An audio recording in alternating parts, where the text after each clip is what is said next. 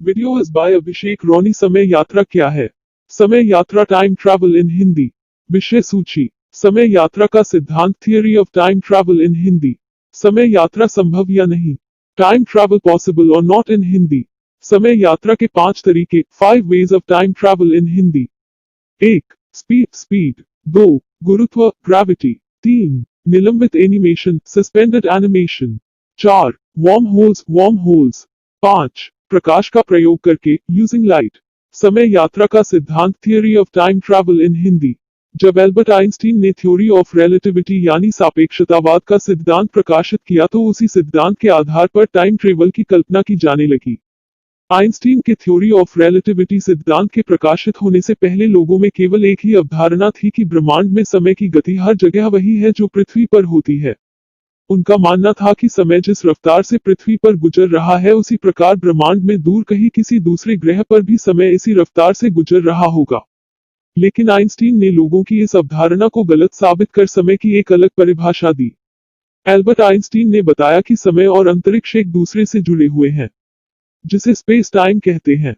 समय एक 4th dimension यानी चौथा आयाम है और समय की गति को धीमा या तेज किया जा सकता है।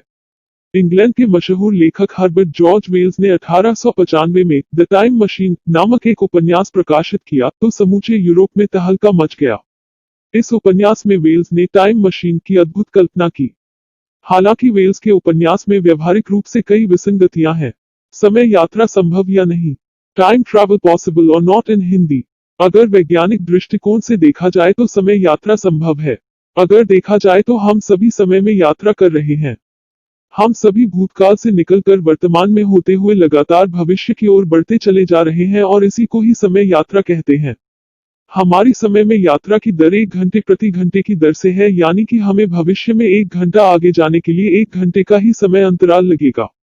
अगर हमने इस दर को 1 घंटे प्रति घंटे की दर से अधिक कर दिया तो समय की यात्रा की जा सकती है। आइंस्टीन ने अपने विशेष सापेक्षता के सिद्धांत में बताया कि समय यात्रा संभव है।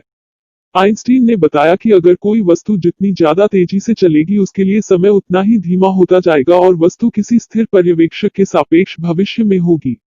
ऐसे कहा जाता है कि भविष्य की यात्रा करना संभव है, परंतु भूतकाल की यात्रा करना किसी भी प्रकार से तर्कसंगत प्रतीत नहीं होता है। स्टीफन हॉकिंस ने बताया कि अगर भूतकाल यात्रा संभव भी है और अगर हम टाइम मशीन भविष्य में बना भी पाए तो टाइम मशीन के बनाने के समय से पहले की यात्रा संभव नहीं है। समय यात्रा के 5 तरीके, 5 ways of time travel in Hindi. 1. Speed. यह भविष्य में जाने का सबसे आसान और सबसे व्यवहारिक तरीका है। आइंस्टीन के विशेष सापेक्षता के सिद्धांत के अनुसार जब हम प्रकाश की गति के निकट गति पर यात्रा करते हैं तो बाहरी दुनिया के सापेक्ष हमारे लिए समय धीमा हो जाता है। इसे समय फैलाव, टाइम डायलेशन कहते हैं। यह सिर्फ एक अनुमान या विचार नहीं है, इसे मापा गया है। 2 परमाणु घड़ियों, एक जेट विमान में उड़ने वाला तथा एक पृथ्वी पर स्थिर का उपयोग करके भौतिकविदों ने बताया है कि जेट की गति की वजह से उसमें रखी घड़ी धीमी गति से चलती है। 2. गुरुत्व, ग्रेविटी। यह विधि भी आइंस्टीन ने ही दी है। सामान्य सापेक्षता के सिद्धांत के मुताबिक जितना मजबूत गुरुत्वाकर्षण लगता है, समय उतना ही धीमा चलता है।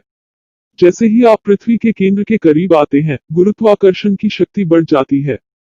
उदाहरण के लिए, हमारे सिर के मुकाबले हमारे पैरों के लिए समय धीमा हो जाता है। फिर इस प्रभाव को मापा भी गया है।